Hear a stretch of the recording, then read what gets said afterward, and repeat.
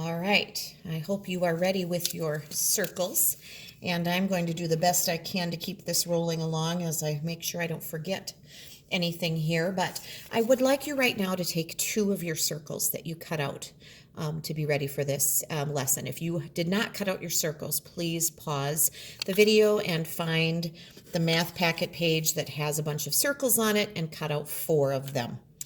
All right, so we are going to get started with our 2 circles, and we're actually going to take each circle and fold it and crease it in half. So fold one of them, fold the second one,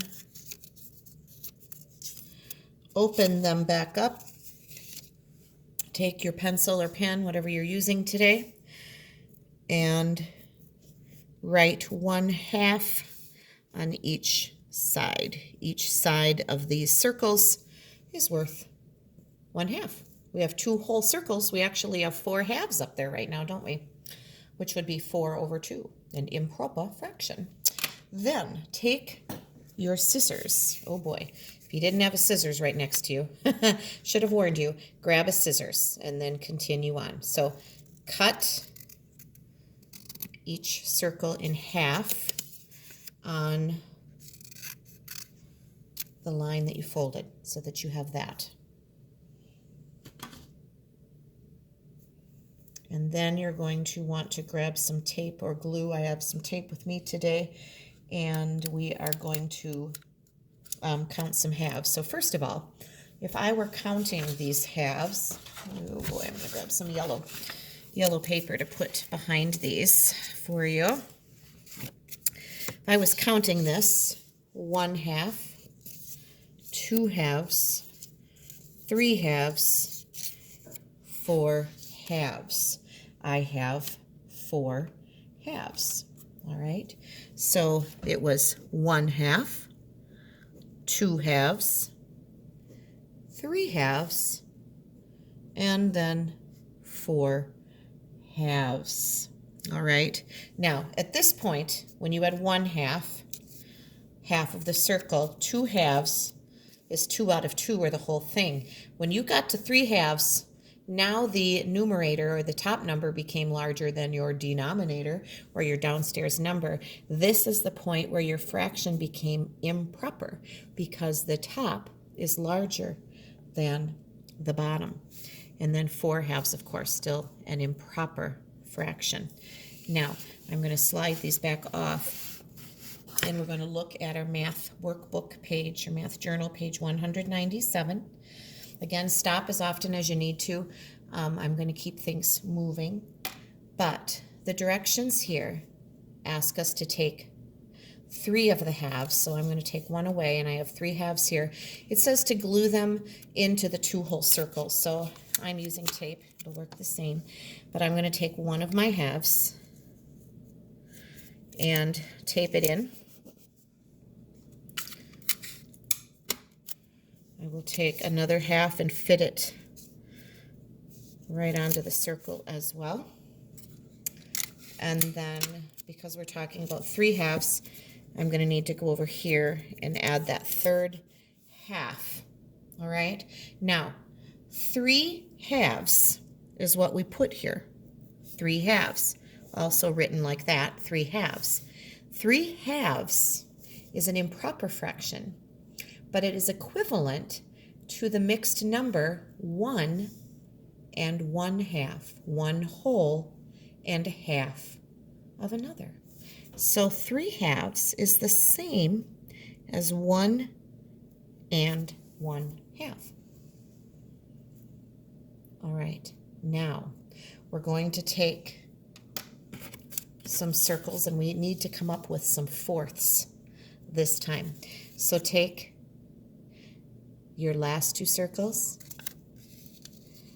fold them in half, and then in half again until you have 4 equal parts on each of those 2 circles. Pause again if you need some time to catch up. When you have your circles folded, you are going to label each part of the circle, and this time we're not labeling halves, we are labeling fourths because we divided the circle into fourths, and each part is worth 1/4.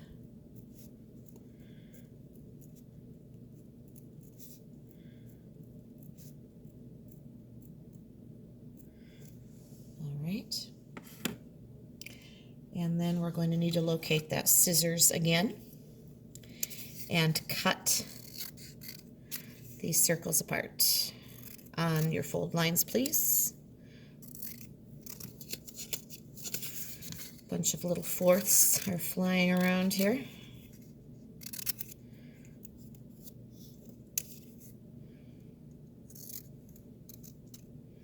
If you need to pause, feel free. I'm going to slide my pile of fourths over to one side. The directions now are asking us to glue 6 fourths. Well, I right now have 1, 2, 3, 4, 5, 6, 7. I have 8 fourths in front of me, so I only need 6 fourths. So I'm going to get rid of 2 of these pieces and set them to the side so that I have 1, 2, 3, 4, 5, 6 fourths. And I am going to tape those down onto these 2-hole circles and see what they look like. We're going to be careful and try to fit them onto the circles so that they fit together as best we can.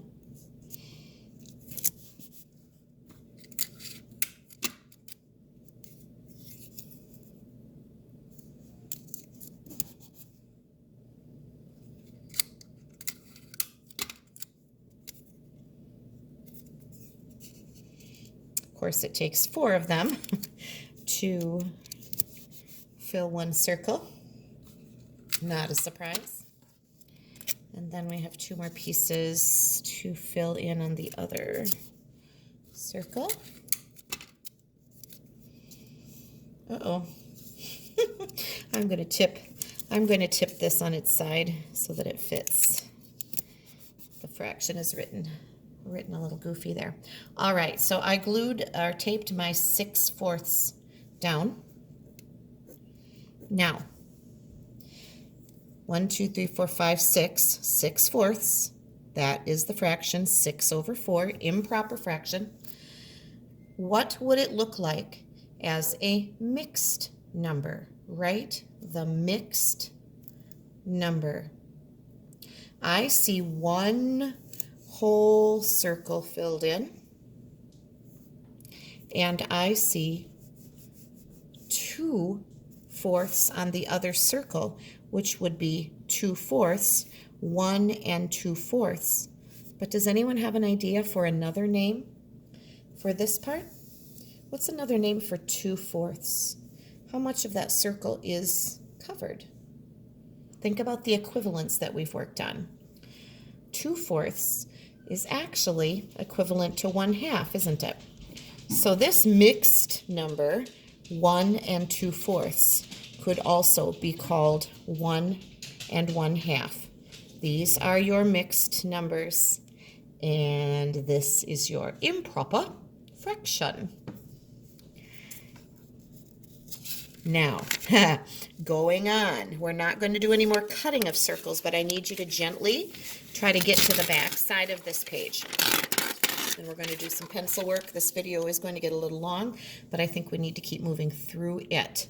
So, moving on to number 3 on the back. We don't have to do the cutting. I think we get the idea now.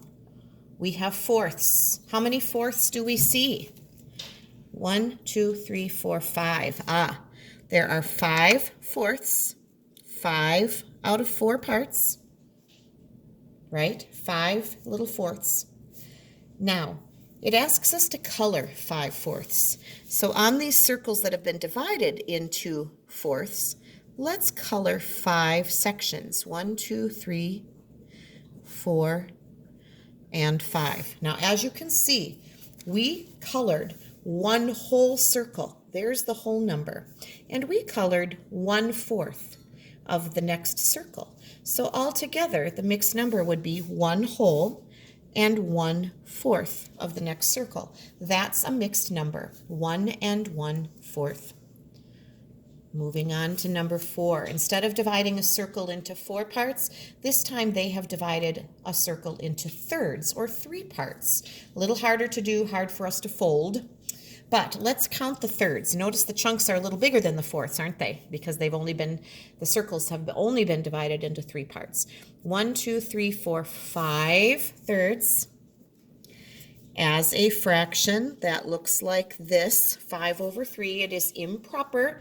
The numerator is bigger than the denominator. Let's color our 5 thirds. 1, 2, 3, 4, 5. Now, as a mixed number, 5 thirds would be 1 whole circle and 2 out of 3 parts of the next, or 1 and 2/3. Look at that. 1 and 2/3 is equivalent to 5 thirds. Now they have divided our circles into 5 parts, so we call them fifths. How many fifths do we see? 1, 2, 3, 4, 5, 6, 7, 8 fifths. The fraction would be 8 fifths. Let's color 8. 1, 2, 3, 4, 5, 6, 7, and 8. 8 fifths. There's 1 whole circle filled here and 3 parts of another, or 3 fifths. So 8 fifths is equivalent or equal to 1 and 3 fifths. Put all those little parts together. More than 1 whole. Thirds again. How many thirds do we see? 1, 2, 3, 4, 5, 6, 7, 8 thirds. 8 thirds. Color 8. 1, 2, 3, 4, 5, 6, 7, 8 thirds. Oh boy. Now this one's a little different, you guys. I don't see 1 whole circle filled in. I see 2. 2 whole circles. So our whole number here is not going to be a 1. It is a 2. Just like we had 2 1/2 apples at the very beginning of our lesson today when Emily was sharing.